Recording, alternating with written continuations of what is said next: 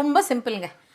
க்ளோத்ஸை எடுத்துன்னு போய் கொடுக்கணும். இதை வந்து போன வாட்டி வந்து எஃப்ஜே வியன்னாவை சொல்லுவார்.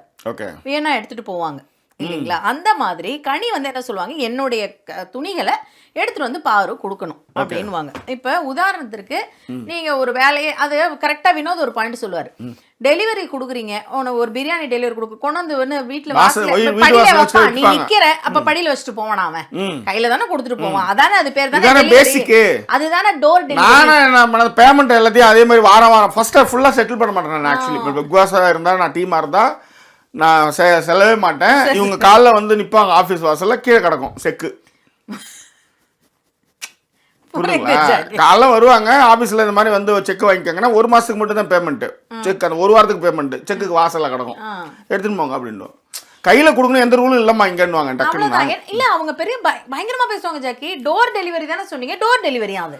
இதுல என்னன்னா, நீங்க கண்டென்ட் கொடுக்குறீங்க ஆரம்பத்துல இருந்தே. நான் திரும்பவும் சொல்றேன், அவங்க இல்லைன்னா இந்த ஷோ வந்து ஒரு மாதிரி பிசு பிசு தான் போகும் கொஞ்சம். ஆனா நீங்க எல்லாத்துலயுமே பண்ணி ஒரு கட்ட ஓடு வாயி எரிச்சலா இருக்கு பாக்குறதுக்கு. நான் இன்னைக்கு ஆரம்பிக்கும் போதே நான் சொன்னேன் 3, 4, 5 அப்படின்னு வந்து 6 மட்டும்தான் விதிவிலக்கு. ஆக்சுவலி அது வந்து பிக் பாஸே கிடையாது. அது அதில் வந்து இவங்க ஓட்டுக்கிட்டு என்னென்னோ மாற்றினாங்க, அதில் வந்து இதாச்சுன்னு வச்சுக்கோங்களேன். பட் மற்ற எல்லா சீசனும் ஓரளவு அவருக்கு இப்போ ஏற்ற மாதிரி நடத்தினாரு. ஆமாம். ஸோ அதனால் இது 8 கூட ஓகே தான். இது ஒரு இதையும், அதாவது அதுதான் சொல்கிறேன், ஒரு பேசிக்கான ஒரு விஷயத்தோட ஒரு பிரச்சனை வந்ததுன்னா அது பார்க்கறதுக்கு சுவாரஸ்யமாக இருக்கு.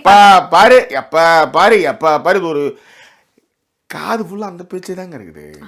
எப்ப பாரு அவங்க தான் பேசிட்டு இருக்காங்க. இல்ல ஜாக்கி, நான் என்ன சொல்றேன்னா, இப்ப இந்த இல்ல எனக்கு என்னன்னா, நான் என்ன சொல்றேன்னா, இப்ப இவங்க இப்ப அரோரா அந்த வீட்ல இருக்காங்கல்ல, தெரியவே இல்லையே.